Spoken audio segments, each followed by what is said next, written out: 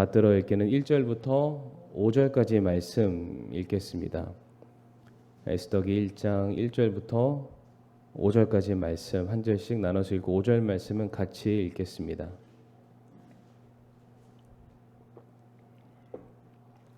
제가 먼저 읽겠습니다. 이제 이 일은 아하수에로 시대에 있던 일인데 이 아하수에로는 인도에서부터 에디오피아에 이르기까지 127 지방을 통치한 자더라.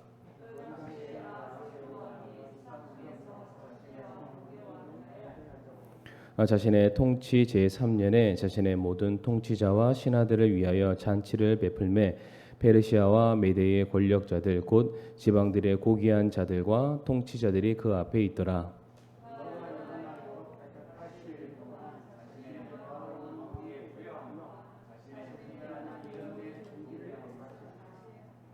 이 날들이 끝남에 왕이 또 큰 자든 작은 자든 수상궁에 있던 온 백성을 위하여 왕궁의 정원들에서 이레 동안 잔치를 베풀었더라. 아멘. 함께 기도하시겠습니다. 고마우신 주님 감사합니다.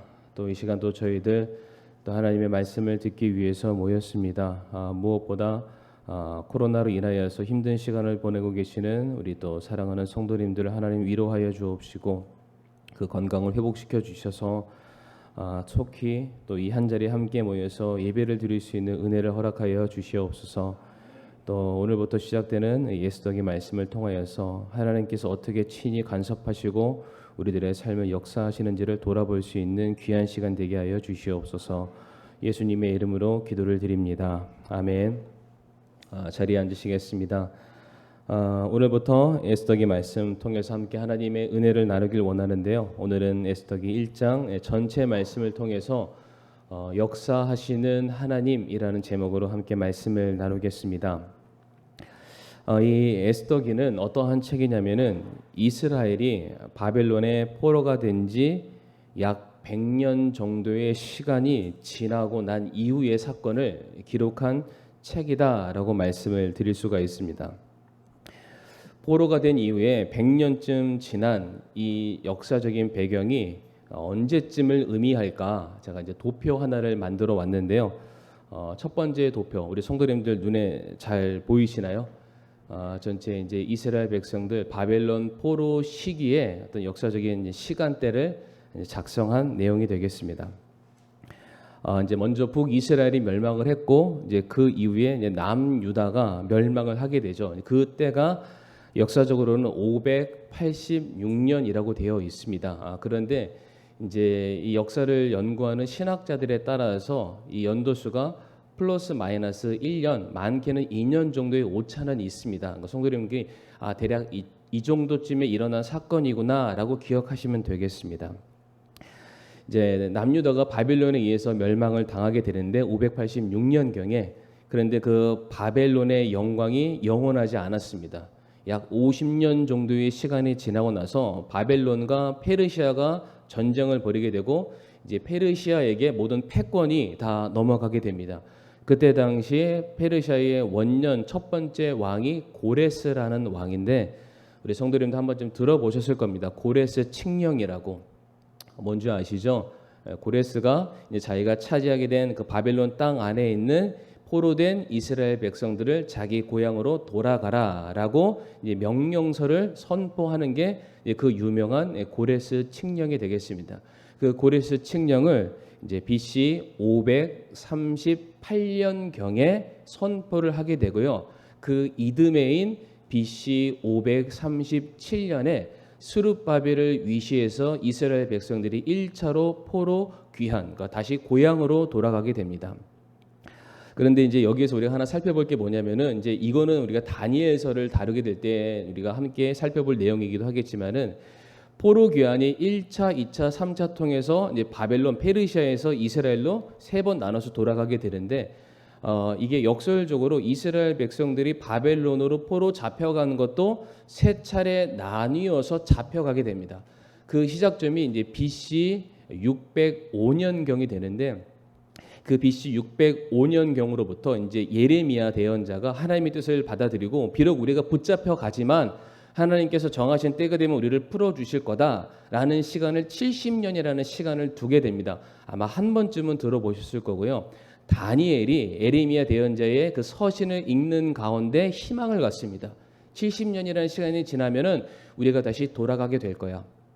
1차로 포로로 잡혔던 시기가 BC 605년 빼기 70 하면은 대략 536년에서 7년경이라는 시간이 나옵니다. 그러니까 정확하게 하나님께서는 이스라엘 백성에게 약속하신 대로 70년이라는 시간이 지나고 난 다음에 그들을 고향 땅으로 돌려보내시게 됩니다. 그래서 이스라엘 백성들이 1차 포로 귀환하고 난 이후에 20년이라는 시간이 지나고 나서 성전을 짓게 됩니다. 다시 말해 586년경 남유다가 멸망하게 되었을 때는 완전히 성전이 돌 위에 돌 하나도 없이 완전히 다 회파되고 진멸을 당하게 되는데 이제 이스라엘 백성들이 고국으로 돌아오자마자 그들이 성전을 짓고 성벽을 짓는 일을 해야 되는데 그들이 오자마자 한 일이 뭐였냐면은 자기 땅을 찾고 자기 집을 짓는 일을 먼저 하게 됩니다.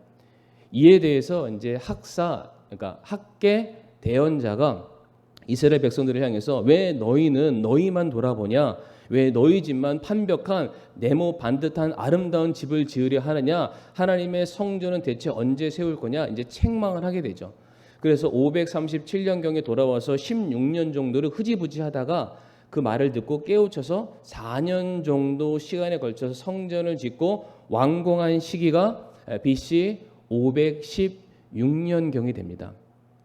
제가 막 앞에서 막 뭐라고 얘기하면 성도님들이 잘 이해가 안 되실 텐데 이렇다는 것을 아셔야 이제 우리가 함께 배울 에스더기 내용이 조금 더 머릿속에 확 들어오게 되니까 이러한 역사적인 배경을 가지고 있구나 기억을 하시면 되겠습니다.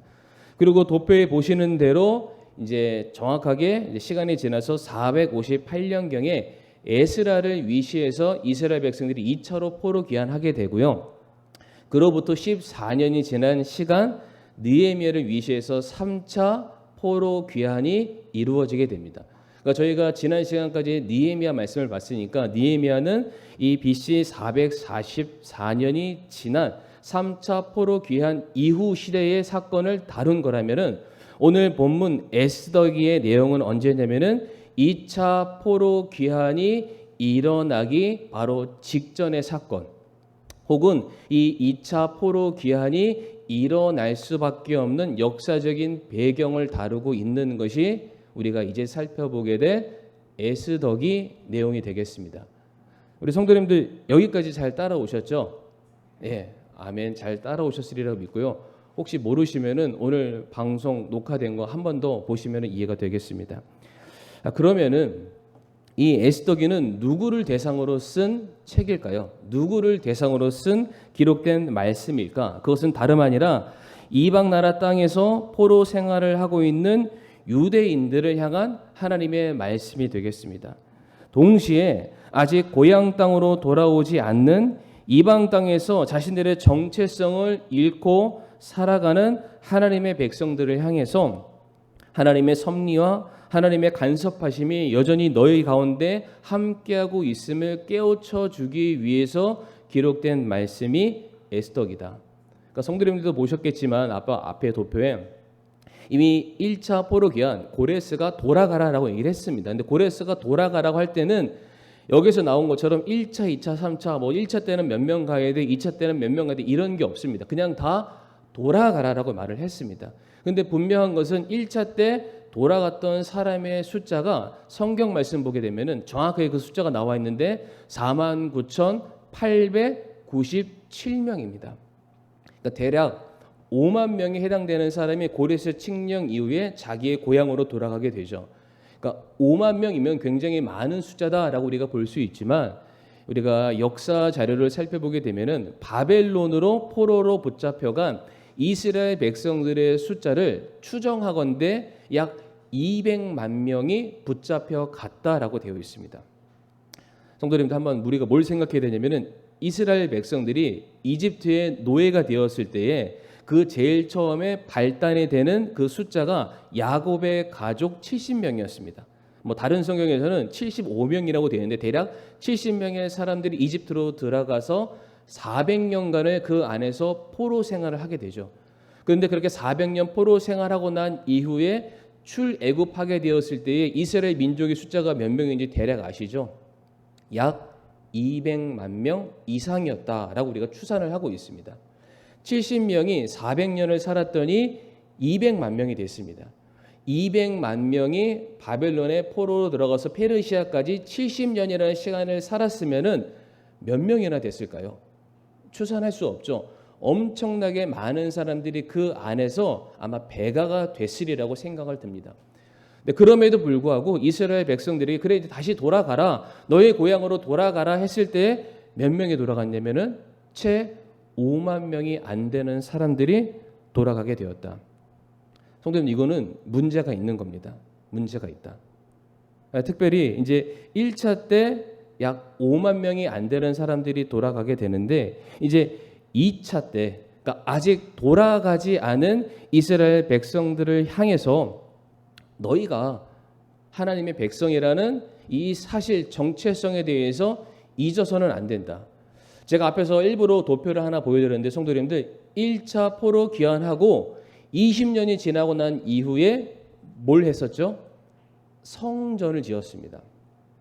그러니까 이스라엘 백성들에게 그들이 바벨론의 포로로 살고 있는 그 상황 가운데 너희 고향으로 돌아가라 라고 했을 때 많은 사람들이 돌아갔습니다. 아마 그 안에서 그래도 내가 언젠가 우리 고향 땅으로 돌아가리라, 누구는 예레미야 대언자의 말씀을 기억하는 사람들이 있었을 거고 그냥 막연하게나마 고향으로 돌아가지 이 마음을 가졌던 사람들이 5만 명이 있었던 것 같아요.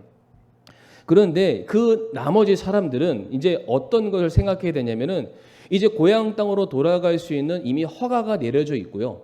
첫 번째 돌아갔던 사람들에게는 성전이라는 것조차도 없었기 때문에 그들이 고향으로 돌아갈 의미가 없다. 그래서 안 돌아갔다 할 수 있습니다. 그러나 1차로 돌아갔던 사람들을 위시해서 그 사람들이 각성해서 다시 성전을 짓게 되었습니다. 고향 땅에 돌아갈 충분한 이유가 있었고 그들의 고향 땅의 상징성을 의미하는 성전까지 지어졌습니다. 그러면은 이스라엘 백성들이 더더욱더 2차가 되고 3차가 됐을 때에는 더더욱더 고향을 돌아가고자 하는 열망이 커져야만 합니다. 왜 그럴까요? 그들은 단순히 예루살렘이라는 주소를 가지고 있는 사람이 아니라 하나님의 백성, 하나님의 자녀라는 거룩한 신분을 가지고 있는 사람들이기 때문에 비록 하나님의 뜻에 의해서 바벨론과 페르시아의 포로로 붙잡혀 있기는 했지만 이 모든 것이 하나님의 뜻 안에 돌아올 수 있는 길들이 열렸기 때문에 이제 모든 사람들이 그 자리로 돌아와야만 했습니다. 그런데 안타깝게도 자꾸만 돌아오는 숫자가 줄어들게 됩니다. 그런데 그들이 돌아오는 일에 있어서 그들이 마음속에 고향을 사랑하는 마음에 떠났던 이유가 오늘 우리가 읽지 않았던 6절과 7절 말씀에서 우리가 그 이유를 찾아볼 수가 있습니다. 오늘 본문 6절과 7절 말씀 보게 되면은 앞에 화면에도 나오게 될 텐데 이 6절과 7절의 배경이 뭐냐면 이제 아하수에르 왕이 6개월간이라는 시간 동안에 잔치를 벌이게 됩니다. 이 잔치를 벌이고 난 이후에 6절과 7절에 이 잔치 때문에 수고한 수산궁 안에 살고 있는 큰 자이든 작은 자이든 권력을 가진 사람이든 그렇지 않는 사람이든 모두가 큰 잔치를 위해서 수고했기 때문에 그 성 안에 살고 있는 모든 사람들을 격려하기 위해서 일주일간의 잔치를 벌이는 내용이 6절과 7절의 내용이 됩니다. 그런데 성도님들 6절과 7절 말씀 시간이 없으니까 눈으로 한번 봐보세요. 6절과 7절이 수산궁 성을 묘사하고 있는 내용이 기록되어 있는데 이 말씀을 잘 보게 되면은 수산궁이 어떠한 곳과 같냐면은 요즘 말로 바꾸면은 거의 펜트하우스급입니다. 호텔로 따지면은 최고급 스위트룸처럼 화려한 보석과 휘황찬란한 건축물로 세워진 곳이 당시의 수산성이었다.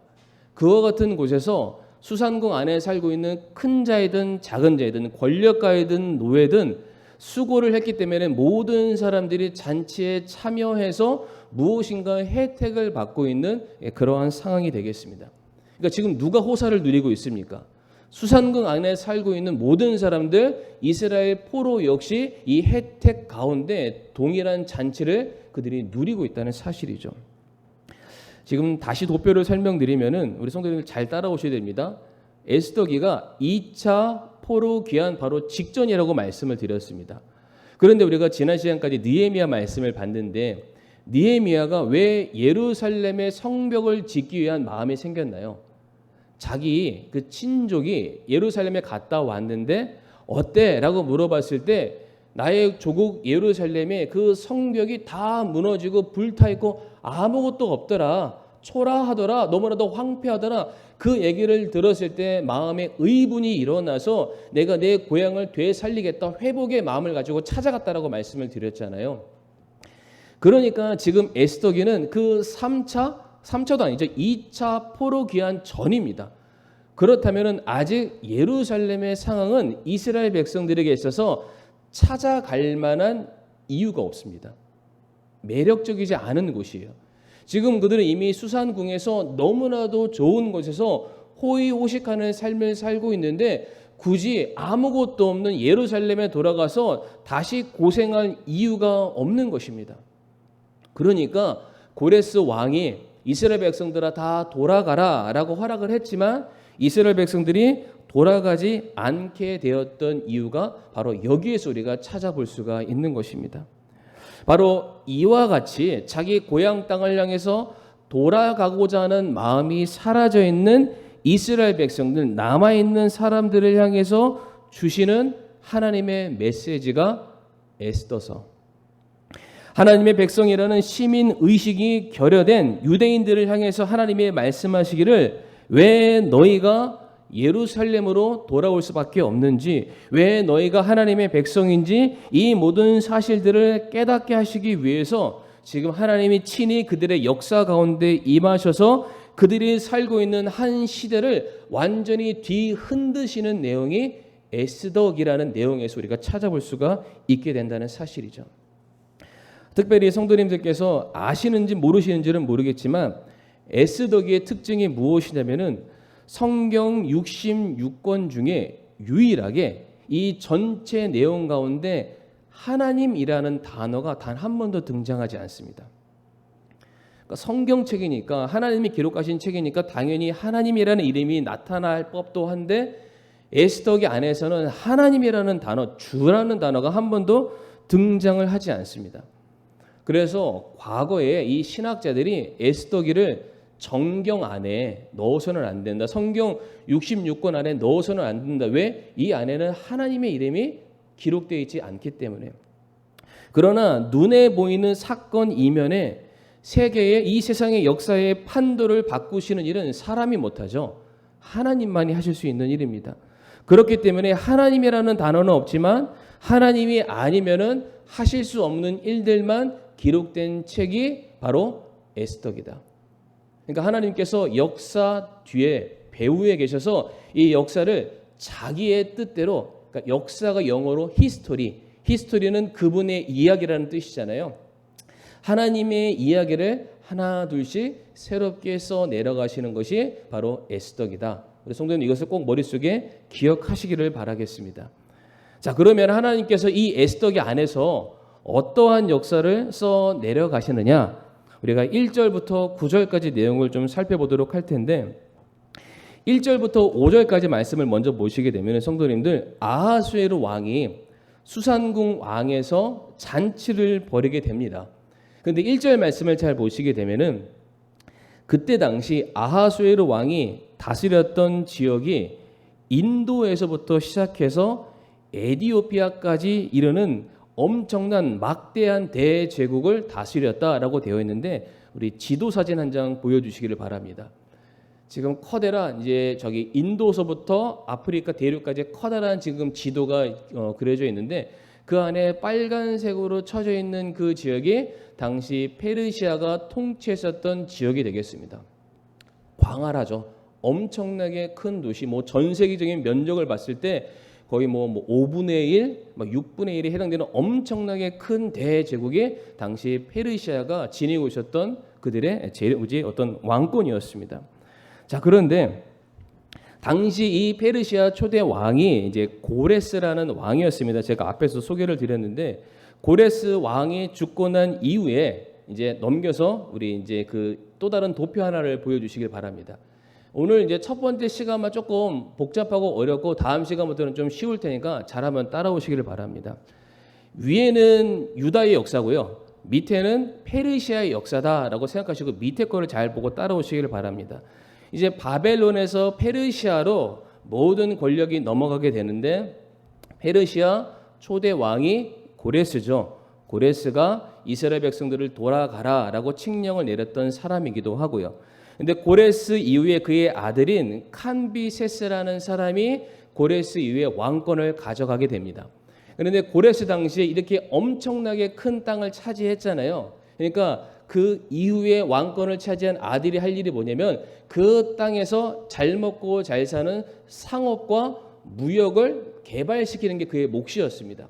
그러다 보니까 이제 여러 가지 무역 활로를 뻗치는 가운데 인접해 있는 나라들과 충돌이 잦아지게 됐습니다.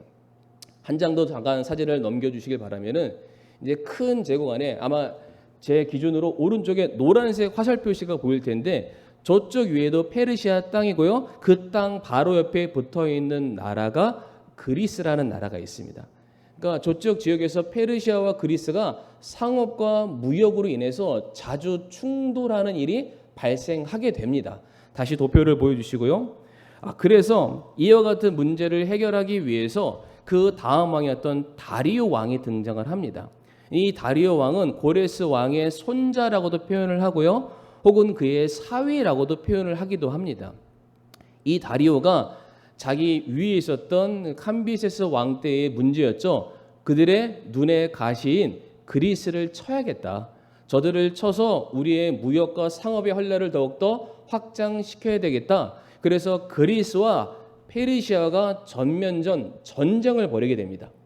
그때 그리스 군대는 1만 명, 그리고 그때 페르시아 군대는 6만 명, 1대 6의 싸움을 하게 되는데 누가 이겼을까요?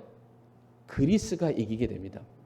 그런데 이때 페르시아가 그리스를 쳐들어가게 되는데 그리스 영토 안에서 전쟁을 벌이게 되는데 그들이 전쟁을 벌였던 장소의 이름이 마라톤입니다. 마라톤. 그러니까 그리스가 마라톤에서 페르시아와 이기고 나서 너무 기쁘잖아요. 그 소식을 그리스도의 수도인 아테네에 살고 있는 사람들에게 전달하기 위해서 한 병사가 마라톤에서 아테네까지 뛰어가는데 그 거리가 몇 킬로일까요? 네, 맞습니다. 거기에서 유래된 게 우리 올림픽에 있는 마라톤이 되겠습니다. 이 전쟁에서 패했던 다리오가 충격을 받은 거예요. 6대 1의 싸움에서 졌잖아요. 충격을 받아서 시름시름 앓다가 전쟁이 패했던 게 이제 490년 BC 490년경에 전쟁을 벌이고 패하는데 그로부터 4년이 지난 시간이 됐을 때 그냥 죽습니다. 그리고 그 다음에 누가 등장하게 되냐면은 오늘 에스더기에 나오는 왕 아하수에르가 등장을 하게 되죠. 그런데 이 아하수에르가 어떠한 것을 계획하게 되냐면 자기 아버지의 유지를 받아듭니다.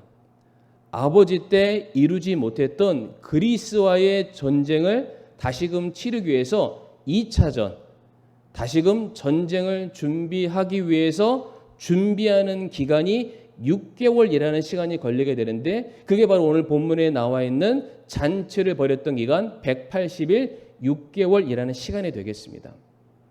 그러니까 본문에서는 성도님들 잔치라고 되어 있습니다. 근데 잔치는 맞습니다. 근데 왜 잔치를 벌였냐면은 아까 처음에 봤듯이 그 넓은 지역에 페르시아가 약 127개의 지방으로 분할 통치를 하고 있습니다. 땅이 너무 크니까 왕 혼자서 다 다스릴 수가 없는 거예요. 나눠서 그 각 도시마다 지도자, 통치자를 한 명씩 세운 거죠. 이제 그 사람들을 불러 모아야 됩니다. 이미 자기 아버지 때 1대 6의 처절한 패배를 맛봤기 때문에 여러 가지로 사기가 다 꺾여 있는 그런 상황 가운데 이 아하수에로가 아니다. 우리 페르시아가 강력하다는 것을 보여줘야 된다. 통치자들이 잠깐만 모여봐. 내가 모여서 너희들에게 좋은 것을 제안할 테니까 우리 다시 한번 힘을 모아서 그리스를 치자. 이 127개 지역 사람들을 모으는 데 시간이 걸리기 때문에 해당되는 시간이 6개월이었습니다. 그러니까 6개월 동안 흥청망청 먹고 마시는데 보냈던 시간이 아니라 전쟁을 준비하기 위해서, 아버지 때의 패배의 전의를 가다듬고 승리를 거두기 위해서 준비했던 시간이 바로 6개월이라는 잔치의 시간이 되겠습니다. 자, 그런데 이때 이 아하수에로 왕이 수많은 사람들 앞에 설득하기 위해서 자기의 재력과 자기의 권력과 자기의 지도력을 사람들한테 보여줘야 되잖아요. 그래서 오늘 본문 10절과 12절의 말씀을 성도님들 눈으로 한번 보시게 되면은 이 아하수에로 왕이 무슨 제안을 하게 되냐면은 자기의 왕후였던 와스디가 굉장히 아름다웠던 것 같습니다. 그러니까 마치 들러리 격으로 사람들 앞에 자기의 왕후를 자랑하고 싶었던 거예요. 봐라, 너희들 전쟁에서 이기면은 부와 명예와 이와 같은 미인을 얻을 수 있다. 우리 한번 잘해보자 라는 측면에서 왕후 와스디를 불러서 사람들에게 소개를 해주고 싶었는데 어떻게 되냐, 12절 말씀 보게 되면은 왕후 와스디가 아하수에로 왕의 요청을 거절하게 됩니다. 불복종하게 되는 거죠. 그런데 성도님들 9절 말씀 한번 눈으로 한번 보시겠습니까? 여기 9절 말씀, 여기 화면에는 안 나오는데 9절 말씀을 보시게 되면은 이때 왕후 와스디가 자기와 함께하고 있는 여자 신하들과 함께 잔치를 벌이고 있었다라고 기록되어 있죠. 근데 이게 역사적으로 보게 되면은 차후에 이 아하수에르라는 왕이 후궁들에 의해서 살해를 당해 죽임을 당하게 됩니다. 그러니까 어떠한 주석가들은 뭘 얘기하냐면은 이미 다리오 왕 때 왕권이 꺾였고 그 아들 때 와서도 그것을 회복할 길이 없어서 수많은 사람들이 아하수에르 왕을 죽이기 위해서 혈안이 되어 있는 상황이었다.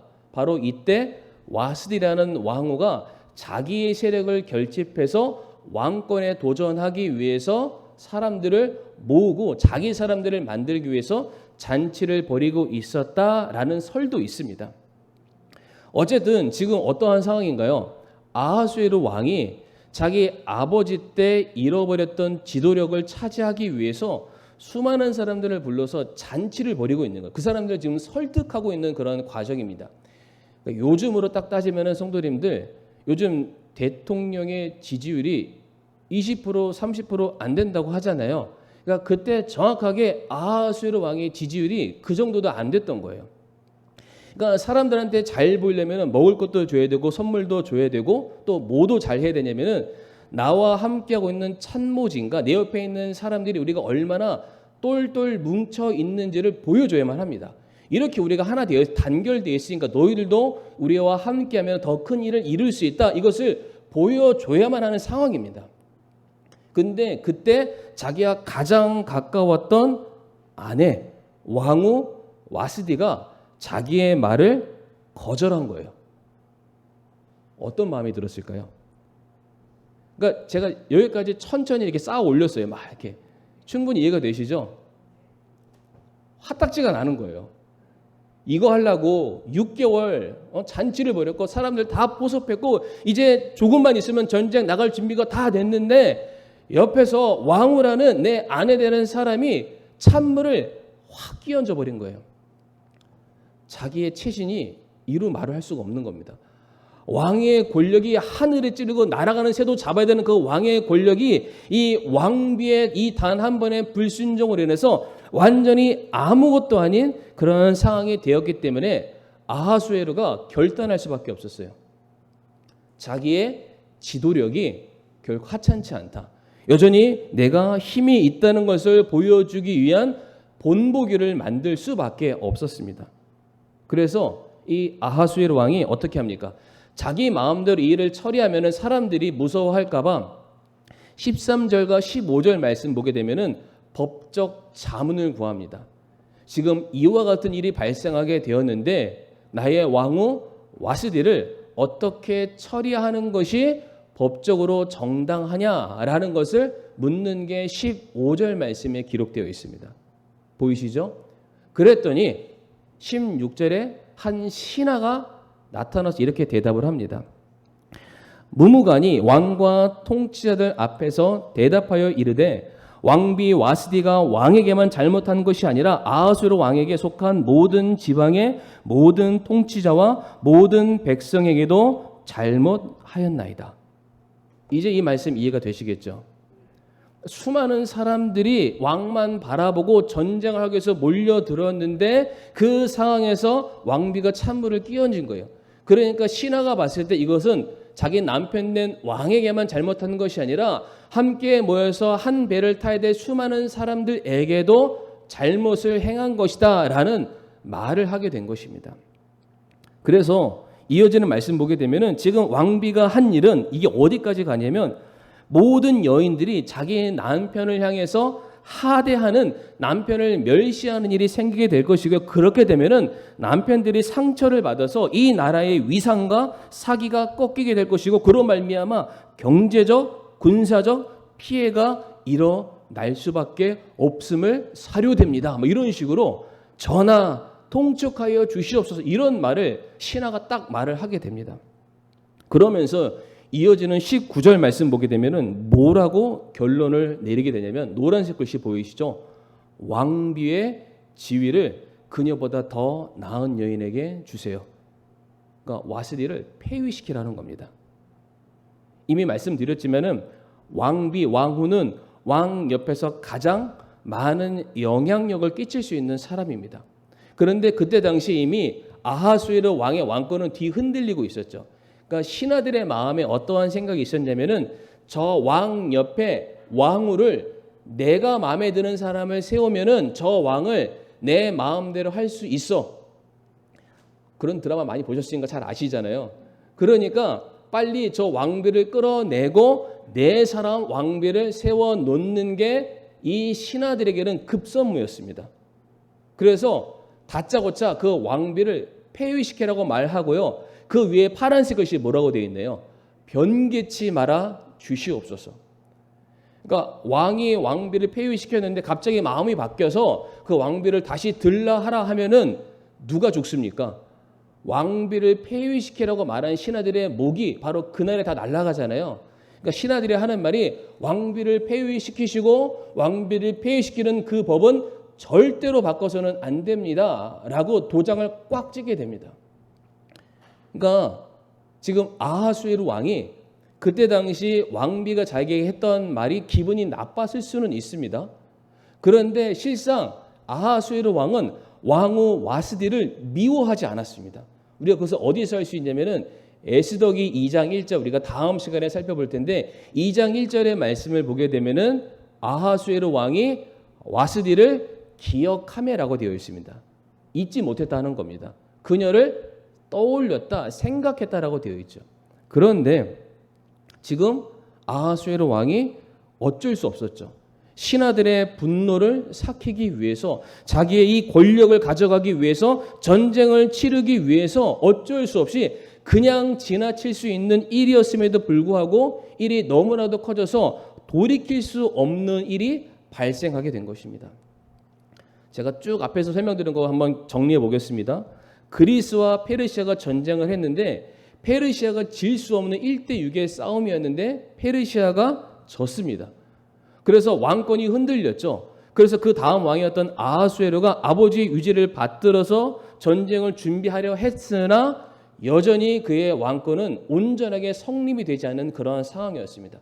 나중에 우리가 살펴보겠지만은 수많은 사람들이 아하수에로 왕의 목숨을 겨냥하고 있었기 때문에 그 소식을 알고 모르드게가 그것을 막아주는 일도 생기기도 됩니다. 이렇게 준비하는 과정 속에서 아하수에로 왕의 정신이 없는 거죠. 그러는 가운데 자기도 모르게 자기 옆에 있는 자기의 아내인 와스디 왕후를 폐위시키는 말도 안 되는 사건이 일어나게 된 것입니다. 그로 말미암아 반드시 따라올 수밖에 없는 사건이 무엇입니까? 차기 왕후를 뽑을 수밖에 없는 모든 배경이 만들어지게 된 것이다. 성도님들, 제가 오늘 막 길게 역사를 설명드렸는데 이거를 설명 안 드리면은 뭐가 되냐면은 에스더가 예뻐서 왕후가 됐다, 이걸로 끝입니다. 이렇게 되면 안 되니까 굳이 이 역사를 쭉 설명드렸던 거예요. 거의 뭐 KBS에서 하는 대하 드라마 보시는 것 같으시죠? 그러니까 이 질풍노도 태풍이 치는 역사의 한 목판에 하나님께서 자기 백성들을 향한 놀라운 구원의 계획을 보이시기 위해서 새로운 역사를 써 내려가고 계시고, 이제 그 자리에 누구를 심으시냐면은 모르드게와 에스더라는 두 사람을 그 자리에 심으시게 된다. 제가 처음에 이 에스더기가 누구를 위한 책이라고 말씀드렸나요? 남아있는 유대인들, 고향 땅으로 돌아갈 수 있는 모든 길들이 열렸음에도 불구하고 아직 돌아가지 않은 유대인들을 향한 하나님의 간절한 메시지였다라고 말씀을 드렸는데, 지금 하나님이 유대인들에게, 자기 백성들에게 무엇을 보여주고 계십니까? 당대 최고의 권력을 자랑하던 한 나라의 왕을 세우시고 그를 폐위시키는 모든 과정 속에서 그것을 주관하시는 분이 사람이 아니라 하나님이라는 것을 지금 보여주고 계십니다. 이스라엘을 멸망시켰던 바벨론의 영광이 영원할 것 같았지만은 그 영광은 채 50년이 지나지 않아서 페르시아로 넘어가게 되었죠. 페르시아는 엄청나게 큰 땅에서 127개의 성읍을 관리하던 나라였지만 조그마한 나라 그리스한테 패배를 하게 됩니다. 패배 이후에 그 나라 페르시아의 그 왕의 모든 권력이 풍전등화죠. 모든 사람들이 정치적인 공략으로 그 자리를 넘보기 위해서 왕의 자리에 앉아있기는 했지만 그 목숨이 자기 목숨이 아닌 것이었습니다. 뿐만 아니라 왕 옆에서 그 다음 가는 권력을 가지고 있는 왕후 역시도 말 한마디 때문에 그 자리에서 폐위되는 그런 일들을 보여주고 계십니다. 그러니까 하나님께서는 인간이 써 내려간 역사가 진짜 역사가 아니라 하나님께서 써 내려가시는 역사만이 진짜 역사다. 이것이 정말로 하나님께서 자기 백성들을 구원하시기 위한 놀라운 구원의 역사다라는 것을 보여주고 계시는 거죠. 그래서 타향에서 자기 고향 땅으로 돌아가지 아니하고 이 세상 것들을 붙잡고 있는 이스라엘 백성들을 향해서 말씀하시기를, 너희가 있어야 될 곳은 내일을 보장하지 못하는 이 거품과 같은 세상이 아니다. 내일이면 누가 왕이 될지, 내일이면 이 나라가 보존될지 알지 못하는 이러한 불안한 세상 가운데 너희가 살 것이 아니라 너희가 돌아가야 될 고향이 있다. 너희가 섬겨야 될 예배의 처소가 있고 너희가 붙들어야 될 진정한 왕이 있다. 이거를 에스더기를 통해서, 역사의 수많은 변천사를 통해서 하나님께서 간접적으로 자기 백성들을 향해서 말씀을 주고 계신다. 우리가 다 같이 요한일서 2장 16절과 17절 말씀 읽고 마치겠습니다. 요한일서 2장 16절에서 17절 말씀 같이 한번 읽어보겠습니다. 시작. 세상에 있는 모든 것, 즉 육신의 정욕과 안목의 정욕과 인생의 자랑은 아버지에게서 나지 아니하고 세상에서 나느니라.